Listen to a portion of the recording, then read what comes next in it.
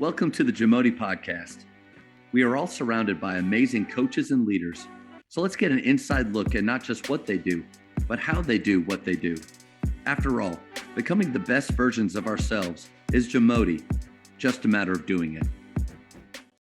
Coaches, the JAMODI podcast is powered by Scoreboard Media. Scoreboard Media works with high schools across the country to run professional sponsorship programs on their LED scoreboards.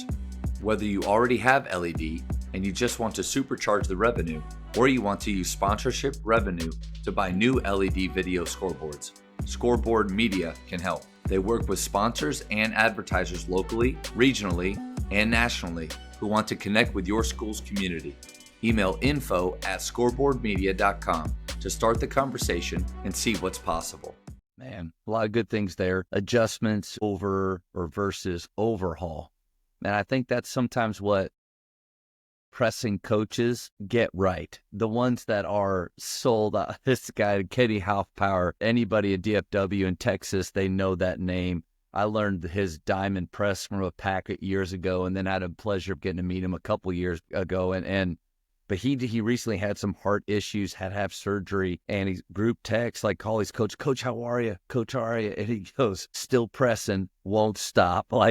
That's the mentality of, but when talking with him and other coaches that, especially on that side of the ball, I think they get it.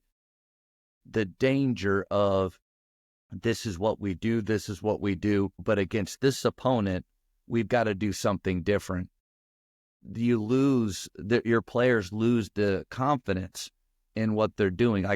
We want them to feel, one coach said, comfortable and familiar with what they're doing, like train in a way over time that they're comfortable and familiar with everything that they're doing on the floor. And that little nugget right there made so much sense, because I'm like, when you can see a player sticks out like a sore thumb when there's a lack of, I have no clue what I'm doing right now, or they're just running around, or they're in the way, or they look lost.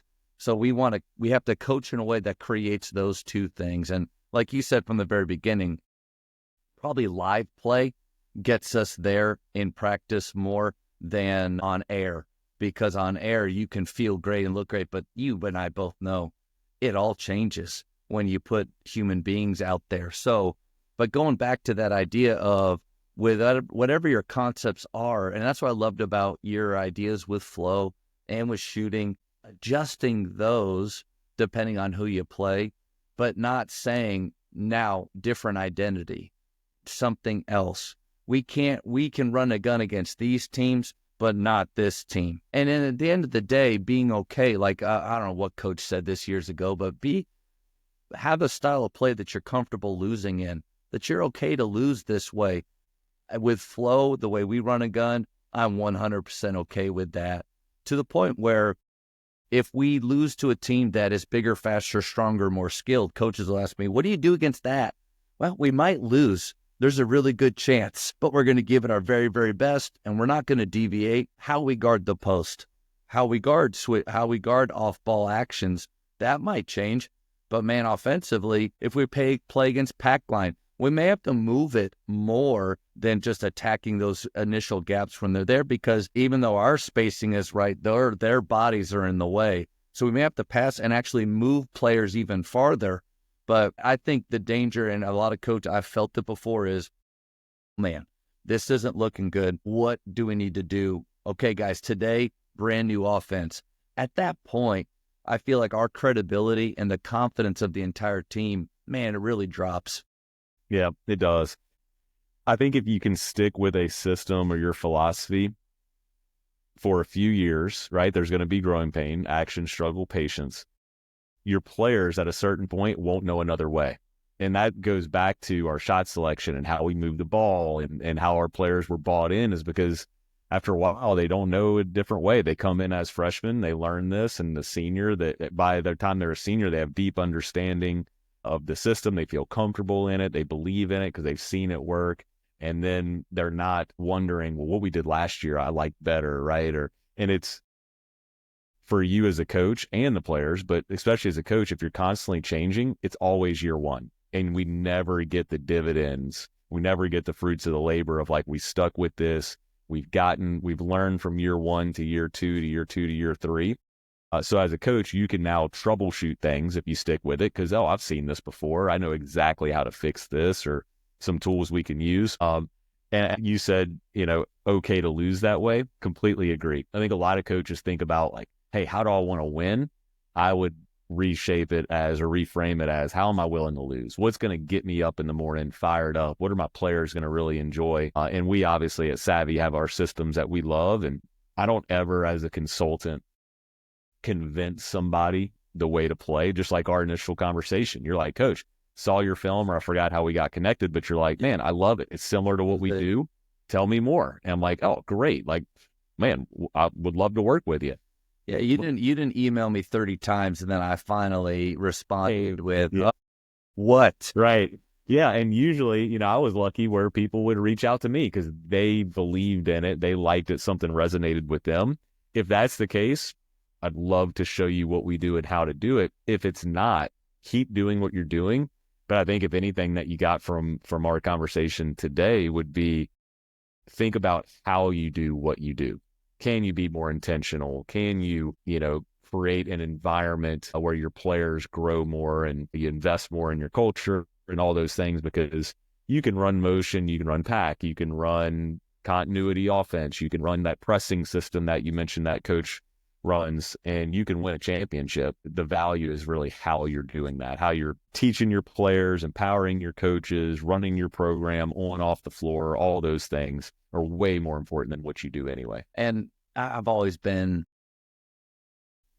I think, inspired by those coaches or teachers that just have a level of conviction, the true belief in what they're teaching and what they're doing. Not to say that you can't change over time, or especially with the way maybe college basketball is.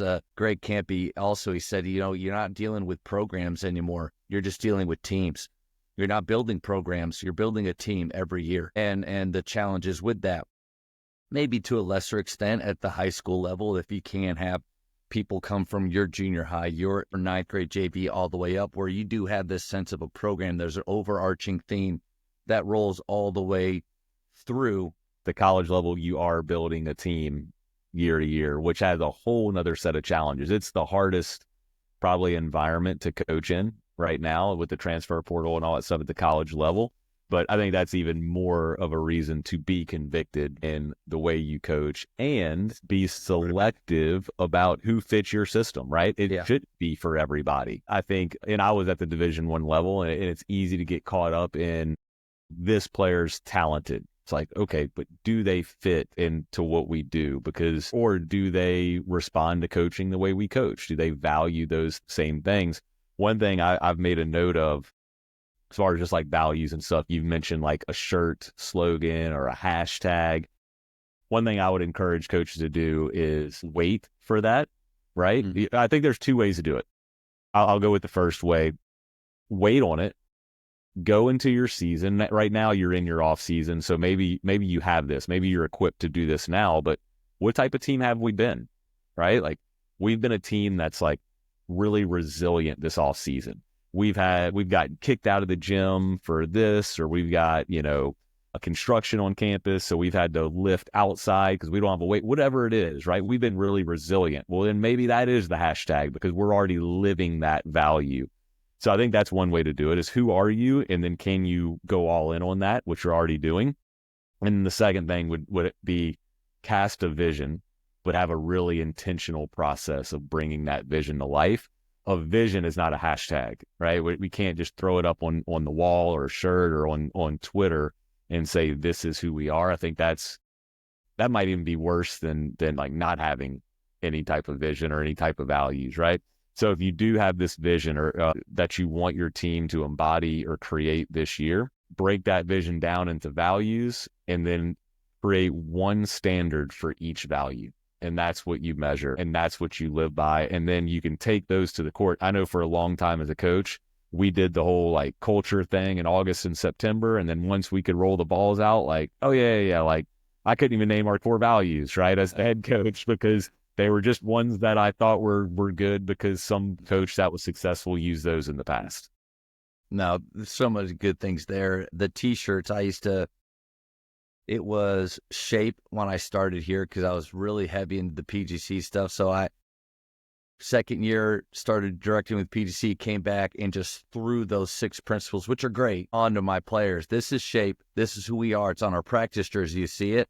And it's on all these shirts. You see it. Like, this is who you are. And because I have nice guys that, I've been taught respect and yes, sir. And they would go with it, but there wasn't ownership to that. And so then a couple of years went by, and then I took the word JAMODI, which you used the tagline. It's not what you do, but how you do what you do that's important. And I shoved that down. I gave each letter in JAMODI, and not just a matter of doing it, but I gave each letter something, and I shoved that down their throat. And then it just took me a long time. Maybe like Rick Torbett said, it takes you 10 years to figure out who you are as a coach, and maybe just or hearing the right people. But okay, I'm done with that. Done with slogans, done with quotes, done with this and that. Who are we? How do we actually try to show up every day? What are those words that surfaces in our minds? Ask your coaches, ask your players. And so we came up with some that, like, this is actually who we are. This isn't just a gimmick or anything like that, or something that looks good. And it doesn't rhyme. They don't go in order. There's no acronym, all of that. But we can measure this. These are standards that in the moment, in a 43-minute workout, that if one of these are missing, we can correct, and we can, like you just said with the plane, we can push it back straight. But the shirts, so I love having my guys have a lot of gear, and they buy it. But I used to do these motto shirts, and there'd be 5 or 6 motto shirts that would have things that I choose for the back, like quotes that I think are great that maybe my players don't care at all about. And then I think a good thing for us to do as coaches is to figure out what am I doing that I really don't care about that they can do. Like, let them do that. So you'll walk into our gym and you'll see 5 or 6 different mottos running around on these back of shirts. The players chose them. I don't even care, because honestly, most of the time they don't care. They don't read what's on the back of their shirts. Maybe you see it, but you don't remember those things. But the vision that you're casting every day, that's really what we want. And you tied it back really great to what Tyler Costin talked about was the stakeholders in your program. It's not enough for us just to sell the vision to our players. We have to sell it to everybody else that is in their life, in their ear, that we want to have on board with that vision, whether it's your parent meeting or every bit of communication that you send out, you're setting those standards and you're selling that vision. So all really good. And I always like to give practical tips for coaches to use, because this is what we're here. We're here to learn. I'm learning from you. What team have we been, right? I used resilient earlier. So here's how to elect a captain. This always comes up. Coaches might be doing that at this point in the season. And one of the questions we ask, and we ask 3 questions to elect a captain. One of them is centered around our values. So if resiliency is our value, being resilient is the value, I would ask players, okay, what does that mean? Like, if you're resilient, what does that mean? They might write down like being adaptable, right? Or being optimistic, problem solving, staying level-headed, whatever it is, or perseverance. Okay, these are kind of behaviors of what resilient means. Who has been the most resilient this offseason? Rank them 1 through 10. And then do that for all of your core values. That would be one tool. That would be kind of one vote that they would get for being a captain. We asked 2 other questions, but I did want to tie what you were saying, because it was really, really good, about who have we been, who are we? Use who are we, of who's doing it the absolute best. They should get a nod to be the captain, not the senior, not the popularity contest. And I think when you ask it that way, it removes the popularity. If you just say, hey, who should be our captain? It's usually best player or most popular. If you ask it according to the values, I think you get a truer gauge of where you're good. Thank you for checking out today's episode. Please take a moment to subscribe to this podcast, share it with your fellow coaches, and find us on social media for what's coming up next on the JAMODI podcast. It's just a matter of doing it.